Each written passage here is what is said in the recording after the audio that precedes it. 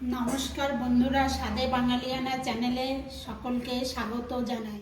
আজকে আমি রেসিপি নিয়ে চলে এসেছি। বানাবো এগ চিলি। সবজিগুলো কেটে নিয়েছি, এখন ডিমটাকে সিদ্ধ বসাবো।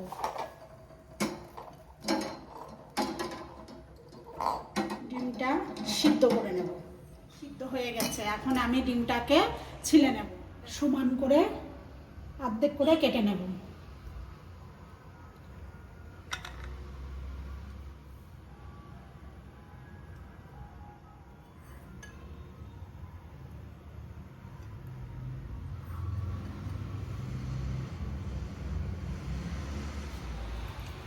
এখন আমি ডিমগুলোকে লবণ,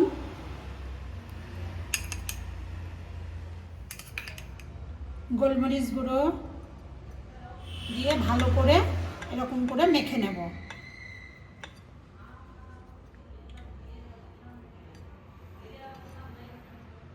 এখন আমি একটা বাটিতে সব সসগুলো রেডি করে নেব। রেডি করে নিলে পরে করতে সুবিধা হয়।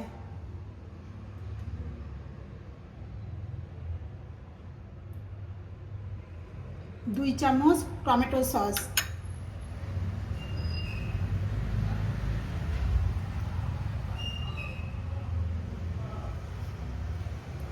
2 চামচ চিলি সস,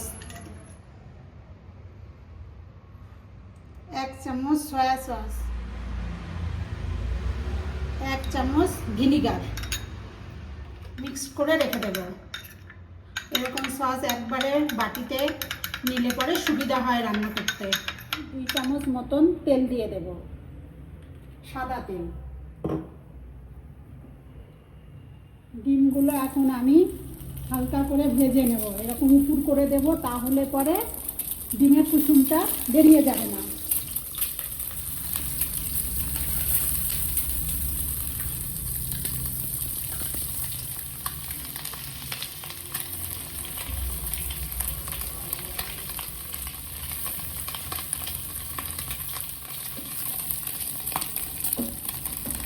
ডিমটা হালকা ভাজা হয়ে গেছে, এখন আমি এটাকে একটা প্লেটে তুলে নেব।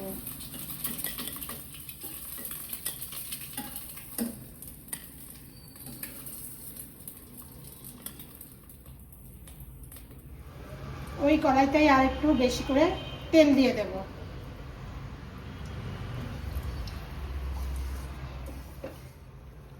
রসুন কুচিগুলো দিয়ে দেব।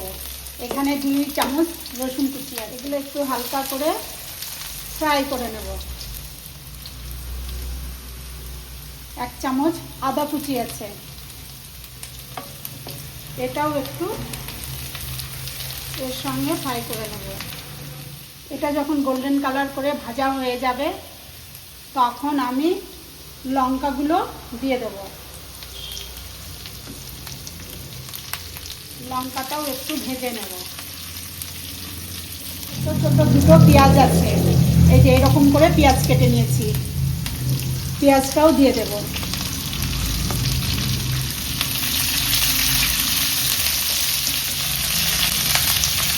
ক্যাপসিকামটাও দিয়ে দেব। এগুলো একটুখানি ভালো করে ভেজে নেব। যে সসটা গুলিয়ে রাখছিলাম ওটা আমি দিয়ে দেবো। স্বাদ মতন লবণ দেব, যেহেতু সসে লবণ থাকে সেহেতু বুঝে দিতে হবে। একটু গোলমরিচ গুঁড়ো দিয়ে দেবো। এটা একটুখানি ভেজে নেব। আমি 1 চামচ কর্নফ্লাওয়ার গুলে রাখছিলাম, এখন আমি দিয়ে দেব।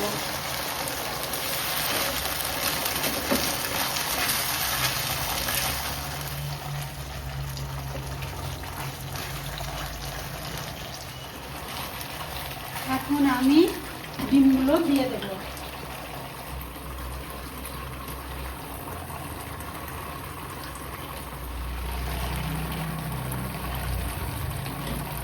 এগুলো দিয়েও একটু ভালো করে মিশিয়ে নেব। এটা বেশি জোরে নাড়া যাবে না, কেন কুসুমটা বেরিয়ে যেতে পারে। এরকম উল্টে পাল্টে নেড়ে নিতে হবে।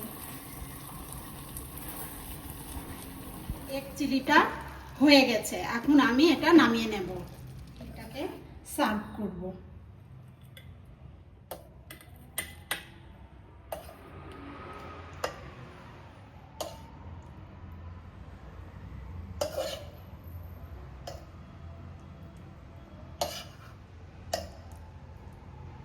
আমার এগ চিলিটা হয়ে গেছে।